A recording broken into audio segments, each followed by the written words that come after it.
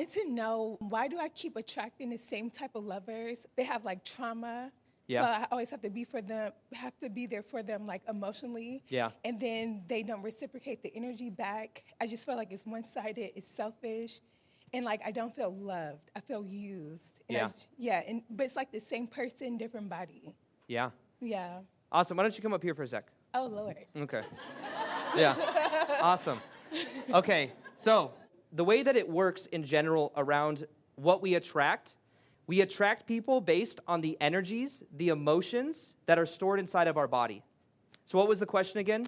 The question was, there's an energy. So first off, there's an energy where you're attracting people that need fixing. Is that correct? Yes.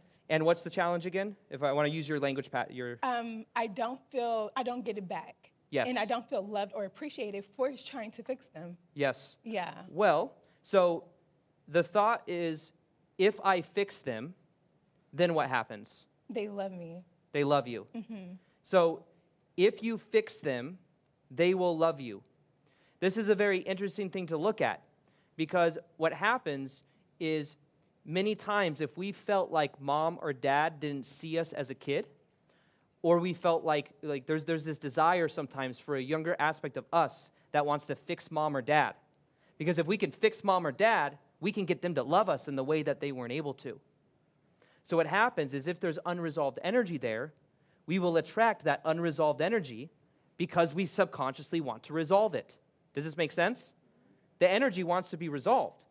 Now the challenge is when we attract people that we need to fix, that is a degree of codependency.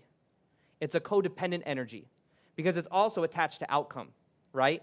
It's almost like there's a condition there. The condition is you fix, then you can love me, right? Mm-hmm. So what do you think so the belief is, if I fix them, then they'll love me. Why can't you be loved even if you don't fix them? I guess because I kind of know why.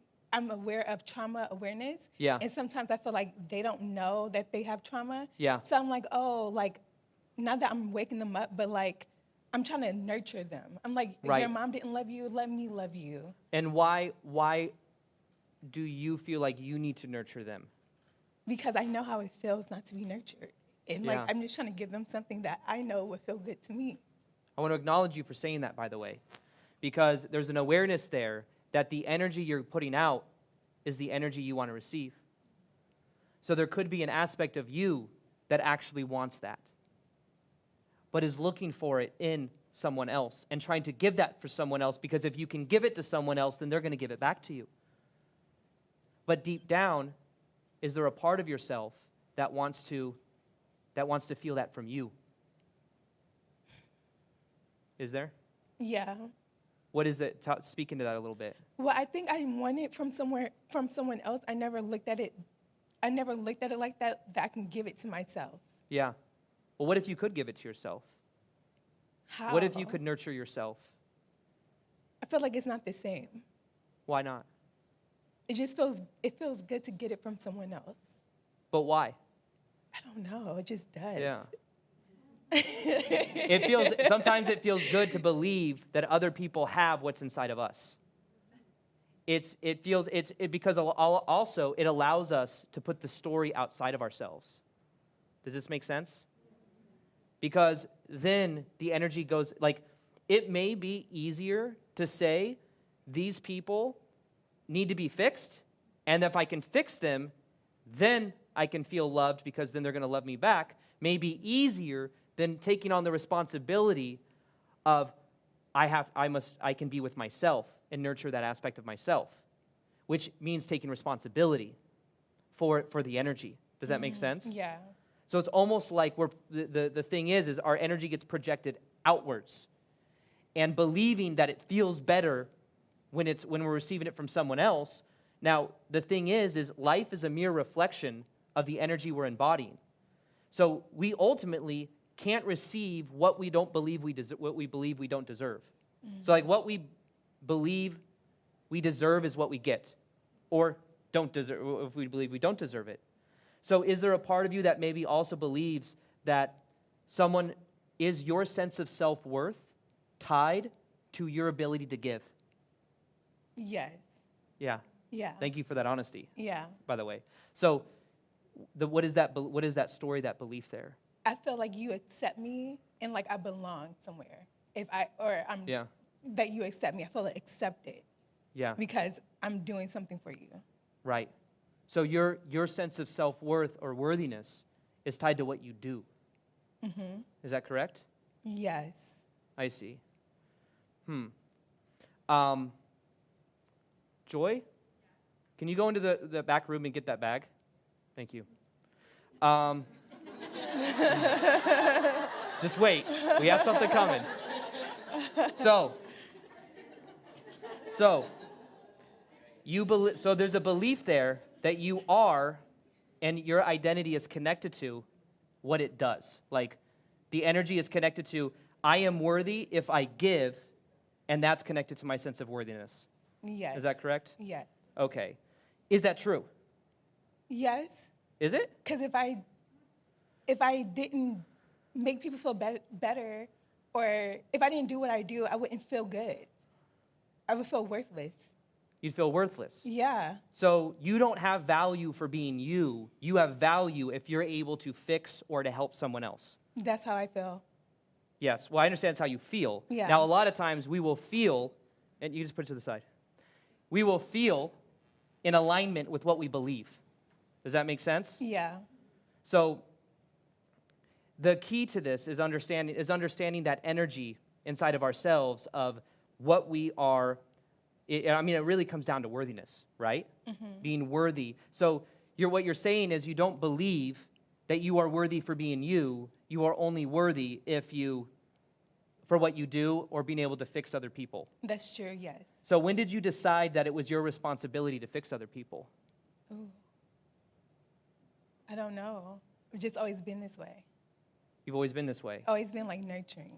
Well, that's good. It's good to be nurturing. Yeah. But the challenge is that if we're nurturing to the abandonment of ourselves, or we expect something on the other end of that nurturing. Does that make sense? Yeah. Like, does a mom nurture the baby as long as the baby reciprocates? Mm-mm. Would you say that the mom's love is unconditional? Supposed to be. Supposed to be unconditional. Yeah. Was your mom's love unconditional? No. What were the conditions? Be a good girl. Don't question me. Yeah. Don't talk back. Do Yeah. what I say. Yeah. Interesting. Mm-hmm. So, don't talk back, do what I say, be a good girl. Mm-hmm. Now, if you are a good girl, does a good girl give? Yes. Does a good girl abandon herself? No. No? Okay, how does a girl not abandon herself? Because she does what she wants. But what makes her happy. But she also has to make everyone else happy. Yeah, so then she abandons herself. Yes. So she's abandoning herself. So who would you be without the good girl persona? I guess a bad girl. There you go.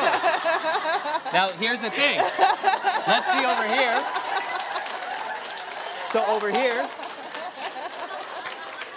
let's embrace that a little bit.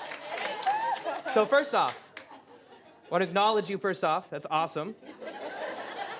Now, if you were to do and to look at that pattern of being a good girl, what would that look like? Physiology in your body. What does it look like to be a good girl? To be always wanting to fix everybody else. Look at all these people you can fix. You're up here right now. You can fix all these people. They need you. And maybe if you fix them, they're going to give you love as an exchange. Right? Yeah. How does that look? How does that feel inside of your body? Like what does that energy feel like? It feels like I'm hypersensitive because I'm like, what is she thinking about me? Like trying not to make the wrong move. You know what I mean? Mm-hmm. You know? Yeah. So like she won't judge me or anything like that, or just being hyper aware of her. Yeah. So being hyper aware of how they feel. Yeah. Yes. Mm-hmm. So first off, I want to say that it's beautiful that you have this intention. Now, the thing that I think is the area of breakthrough for you is realizing that it's tied to this other person and what they think and what they do. It's like Mom, I'm a good girl. I'm a good person, I promise. Am I a good person? If I resolve this for you, then I'll continue to be a good person, right? But doesn't that feel like a big burden? It does. To be carrying that around? And what if their job, of whoever it is, if their job is to have their perspective of whatever perspectives they have, but what if your job is to decide who you are, and you decide what's good, and also you decide that you can embrace the bad girl, Yeah. right? Yeah. Behind every single person that has a hypersensitivity to other people, that modifies themselves to make other people happy, behind every single person, there's an immense amount of power that's untapped because they've been living under the guise of being the good person, of being the good kid, the good girl, the good boy. And underneath that energy, there's power that wants to come out, that wants to say, hey, this isn't okay, this is how I feel, maybe a part of you. If you were, let's try on for a moment. What does the bad girl look like? Ooh. See, even like, what does the bad girl look like? Like she doesn't give a fuck. Yeah, there we go. There we go. Like I just feel free. I just don't give a fuck. And I'm just chilling. You're just chilling. I'm just chilling. Just chilling. Yeah. So if somebody else is like, if somebody else has a perspective, then maybe they have a perspective, maybe they don't. Whatever perspective they have, what would you say to that? Fuck you. Okay. Or like Or- not fuck you, but it's like if you do, then F you. But if you don't, like I like cool. that. Yeah, I like that. It's more Yeah. it's more so neutral. It's Yeah, like it's you don't have to, neutral. because what happens after a people pleaser, after somebody that has that hypersensitivity starts going on the other side of being and embracing their dark side, there's an edginess because there's so many years of not doing it. So what happens is it's like the next time someone's like, hey, do you want to go to a party that you don't want to go to? You're like, no, I don't want to go. You're like, no. And they're like, okay, gosh. I'm just used to you saying yes. You're like, no, it's not happening again. I don't want to go. Just leave it alone, right? Exactly. Yeah. So there's this energy that's like I'm gonna fight against that. And there's like this edginess. It's almost like a dog being let off the leash. It's like, you know? But the answer may be to try on that energy and to be kind of in the middle with it. So what I like about the bad girl, by the way, is the bad girl is not attached to what somebody else thinks, right? And that somebody else, let them have a less than nice opinion about you. Let them recognize you're a bad girl, right? They can see you as a bad girl, and you don't have to try to, no, don't you see I have great intentions, and I did this, and I helped this person, and my ex, I was trying to fix them, and you see, like, you don't have to prove yourself to anybody. But that, you can see it. That bad girl is inside of you. How many of you can see it, by the way? Can you see it? So the cool thing is that it's already inside of you. It's something that you already have the energy inside of you. Now, the key is the ability to really embody it, to really embody that energy. Some of this is cool intellectual ideas, right? But it's like, if you continue to believe that your worthiness is dependent on someone else liking you, someone else approving you, or there's such a desire to be seen as good, you're going to be abandoning the bad part of you. But here's the thing. The bad part of you isn't actually bad. The bad part of you is the part of you that maybe you just haven't practiced and you associate it as bad. For example, my ex-stepmom was very controlling. There were a lot of negative things my brother and I experienced growing up, but I will say, and I can acknowledge, she had a lot of power because she was relentless and she would like stand up. She'd stand up for her daughters. She would stand up for people in certain situations. And what I found is I had to integrate that aspect of myself because anyone that was assertive at all would immediately be interpreted as something that's bad. Does that make sense? When it's not, being assertive isn't bad. But what happened is as I began to integrate this aspect of myself that I kind of put on the back burner because it was bad to express my opinion, it was bad to challenge somebody, that was all bad. But realize that's actually healthy. Now, there's a healthy way to go about it and an unhealthy way to go about it. You know, if someone has a perspective, you can tell they're judging you. You know, you could be like, you. That's one way to go about it. But the other way to go about it is to be like, oh, that's also their perspective.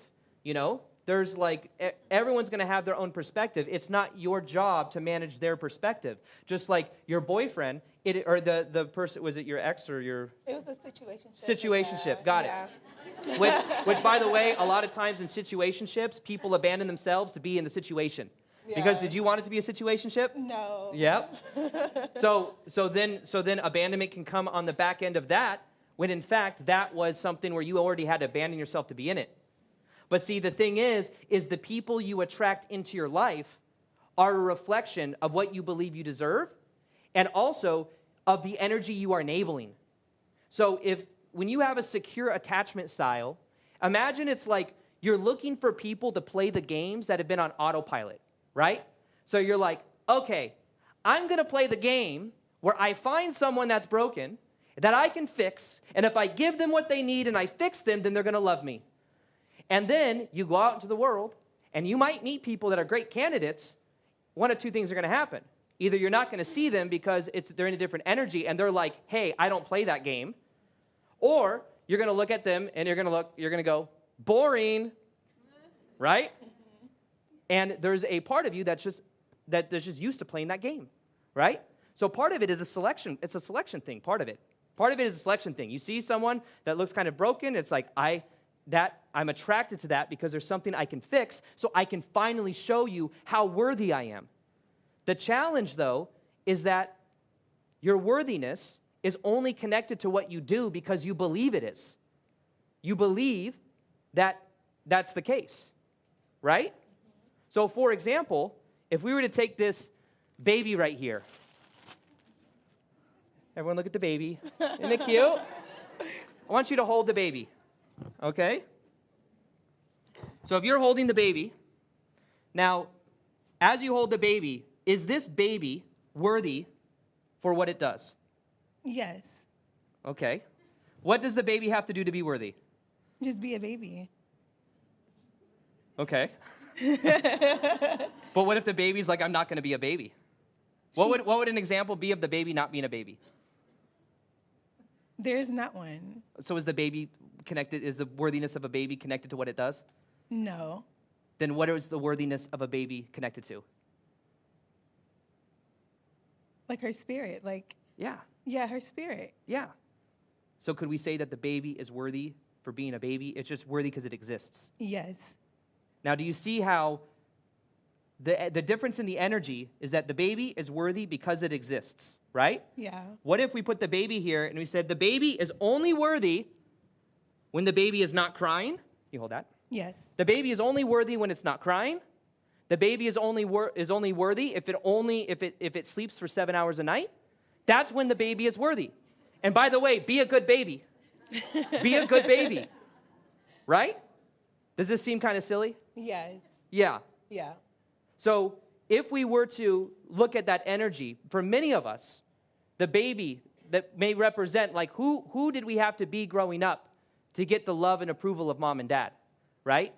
Who did you have to be? I had to be the good girl. Yep. Always, like, just don't cause no problems. Yep. Don't make me mad. Just stay on my way. Yeah. Now, the cool thing is at one point, you were as worthy as this baby. You were a worthy baby that was just being. You didn't know how to be anything other than a baby. So you were worthy.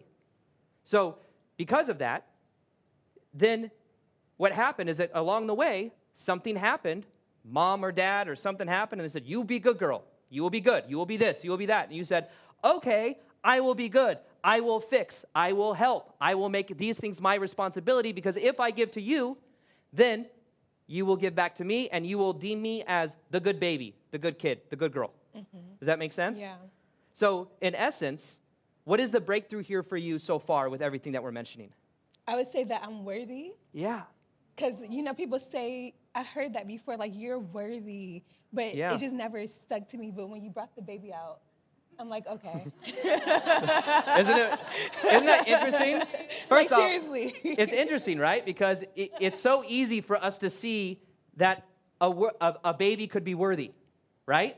It's easy to see this baby is worthy, but we put all these rules as to what it takes for us to be worthy. right? The rules are, you must be good, you must do this, you must stay out of my way, you must be seen and not heard, all of these things. And then we begin to reject that part of ourselves.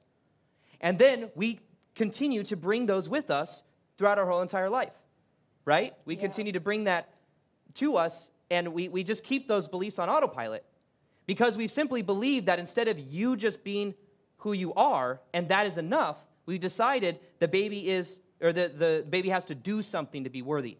Yeah. So what is something you could take with you today when it comes to this whole interaction that you could begin to wire in, and like what are ways you can embody more of that bad girl energy? And maybe let's look at bad and good. What do we consider bad and good, right? Yeah. Because it's a judgment. Like maybe there's the assertive part of you is not bad, but it's got maybe an edge. Yeah. Right? Yeah. But it's just an interpretation. To someone else that might be just authentic. I would say that because I think I do know that I do have a bad girl, but I don't own her. Yeah. So like for Valentine's Day in my situationship, I told him what I wanted, and he only got me strawberries. And said that's it. Yeah. But I wanted something so simple. I wanted candy, a teddy bear, and roses. And he showed up with that, and I said something, and then he was like, your stepmom. He got offended, and I went back to being a good girl. So I just want to own it. What would it look like? How would that situation been different? So imagine I come to you. I've got, what do I have again? I have like a teddy bear. I wish. Okay. How many of you can feel the? How many of you can feel the spiciness underneath it? Right? Underneath the good girl, the one that's being nice, there's like this spicy like teddy bear. What the fuck's my teddy bear? He only had strawberries. Strawberries. Yeah. Okay, so he brings you strawberries. Yeah. And okay, but it's a situationship. Okay. Yeah. Interesting. But it's, I bet there's a couple ways we could go here, you know? Yeah. Okay, so what was authentic for you in that moment, right? Mm-hmm. So first off, it sounds silly to say, but so you told him what you wanted, and he got you one of the three things. Yeah, it wasn't even on the list, but yeah, he only got me one thing. What was it on the list? Strawberries? Yeah, that wasn't on the list. Okay. I mean, I guess it can count for candy. I guess so, yeah. Yeah. But, okay, so for you, is love connected to what somebody gives you? It's more so because I was vulnerable and I told you what I wanted, and you didn't do that to make me happy, to make sure that I was happy. So I feel like you didn't care. Yes. So let's look at that pattern for a minute. Mm-hmm. So the pattern, because it's a similar pattern that we're talking to on this other side, right? Because love is connected to what somebody does, right? If there was authenticity as the benchmark instead of what somebody does or the gifts that they buy, what is another benchmark for love?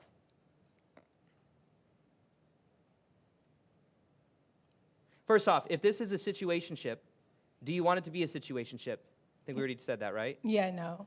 You don't want it to be so you're not okay with it being a situationship? No. So we were working past that. That's why I'm so mad. We had a conversation. We were trying to work past that, and it's like, you did that, so you really don't care. Well, to be in this situationship to begin with, do you have to abandon yourself? Yes. Okay. Have you expressed, this is what I'm looking for, and if this is not what you want, then I'm going to move on? Yes, so we were supposed to be working towards something more serious. Okay, but who's working towards something more serious? It was supposed to be both of us. Okay, you sound clear with what you want. Yeah. It sounds like you're kind of going with the plan because you're working towards something. Yeah. But what do you really want? I want a boyfriend. Okay. Yeah. No, let's give it up to her for that, okay? Because that's what you really want. Yes. You really want a boyfriend. Yes. Okay. And how long has this situationship been happening? Since November. So, okay, so it's been... November, December, January. Yeah, it's been a minute. Yeah. So when it comes to this, one thing I would like to offer you the invitation to really lean into is to really lean into vulnerability and expressing how you feel and not being afraid to step back. Not being afraid to step back, because one way to signal your value is having the ability to walk away if that desire isn't met. because this could go on for a lot longer because you're just kind of tolerating and going with the flow. Does that make sense? Yeah. That's an internal process, though. I'm not here to like say, call him right now, and I'm not going to do that. But what I will say is I'd like for you to really go into contemplating how authentic it is to be in the situationship, and do you really enjoy it, or are you falling in love with potential? Fall in love with potential for sure. Yes. Yeah. Thank you for your honesty. Yeah. So you're falling in love with potential for seeing where things could go. Mm-hmm. I see. And what is that about? Because it's like I see him changing a little bit. So he gives me like a little bit, and I'm like, okay, it's So there. you're like subconsciously tied to his little spurts of growth or not growth. Yeah. But doesn't that feel like you're kind of like a carrot dangling in front of you? Yeah. So what would it be like to reclaim that carrot back and to reclaim that power back? It feels free, but I guess it just like feels sad at first. Yeah. Yeah. It might feel a little bit sad at first. Yeah. There might be some grieving of what could have been. Yeah. But I tell you, one thing that I've seen happen quite often is I've seen it happen where people get married, where it's like they're in like one of these situation things, and then somebody says, you know what, this is actually what I'm looking for, and if this isn't what you're looking for, then I'm going to step away and withdraw my energy. And the person understands it. Maybe they go through a process for like a couple weeks, and then they come back, but that's because they've come back now from a place of like valuing each other differently. Does that make sense? Yeah. I think the important thing here for you might be to really express yourself, because when you were a kid, you weren't encouraged. It sounds like you weren't encouraged to express yourself, right? Yeah. Correct. And you were probably like carried on a stick towards like these little like moments of where like you're a good girl, and you're like, okay, I'm good, okay, I can fix her, I can help her, I can take the burden off the family, right? Yeah. So what is an alternative perspective to have around this that could allow you to be more authentic? Because that's one thing I heard you say earlier, right? Yeah. You want to be what is the most authentic thing for you to do in regards to this experience? I would say to express myself and not to be afraid of it. And if it is a problem, then accept that, hey, they probably are not meant for me. Yeah. Because sometimes I feel like I fear losing someone. Yeah. Yeah, so being okay with the bye-bye. Yeah, being okay with the bye-bye. Yeah. I like that. Well, let's look at this.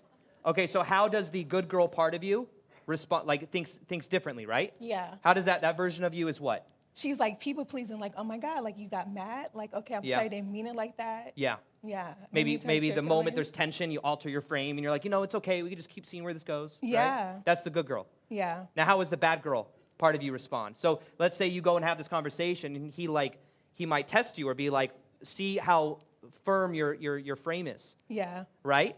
And what would happen then? It's like, come on, are you serious? Right? Yeah. Or what are you leave. talking about? Yeah. And then how would the bad girl respond to that energy? She would state her claim. Yep. And then if it's an issue, she'll leave. Or she'll Yeah. state her claim. And if it's a problem, it's a problem. Yeah. But I'm not about to fold. Right. Yeah. See? Let's give her a hand for that. That's awesome.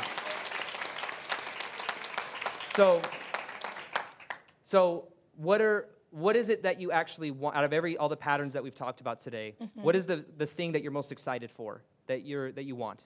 Just showing up in all relationships Yep. with no anxiety Yeah. of worried about, is this friendship going to work out? Like, are you going to like me? Like, I went out to lunch with people today. Yeah.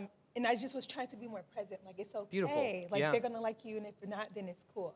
Right. Just not caring, just being Be unattached. unattached. Yeah. Yeah. Yeah. I like that. I think with this bad girl energy that we're talking about, there's this energy of just not being attached. Yeah. Like you can still put your best self out there, you can still express yourself, and if somebody else doesn't vibe with it, it's okay. Yeah. It's okay. It's actually a good sign of growth is that you do have people that don't resonate with you. It means you're really being the real you. Yeah. You can be accepted for someone that you're not, or you can be rejected for someone that you are. Which one would you prefer? Because if you're being who you are, at least you approve of you and you like you. But if you're abandoning yourself to make other people happy, there's also a loss of respect within yourself. Does that make sense? So it's like with this other option, we're taking away the drip of letting them dictate your emotions, right? You get to decide what that is. And if you express yourself in the situationship and he is cool and it responds positively, then great. If he responds negatively, then great. You've saved yourself time. Yeah. Because there are people out there that will see you and value you for you, especially the more that you start tapping into this energy where you are worthy because you exist, not for what you do. And then you're not attracting people that you need to fix or get to come around. Yeah. You don't have to talk people into loving you or talk people into seeing your worth, you know? Yeah. And that for you could be, so what do you think the biggest takeaway from all this is? Kind of closing out what we're talking about. To own who I am. Yeah. Don't be afraid of like conflict. Yeah. Don't be afraid of the bye-bye. And be a bad girl. Yeah. Like Embrace the bad girl. Embrace the bad girl. Okay, so the bad girl energy. What is one way you've wired in the bad girl energy over the last 24 hours? We got it tatted. Bad boss bitch. What does it say? It says bad boss bitch. There you go. Yes, on my hand. Thank you. That's a cool initiation. Yes, I think that's awesome. It's official. I can't go back. Every time you see it.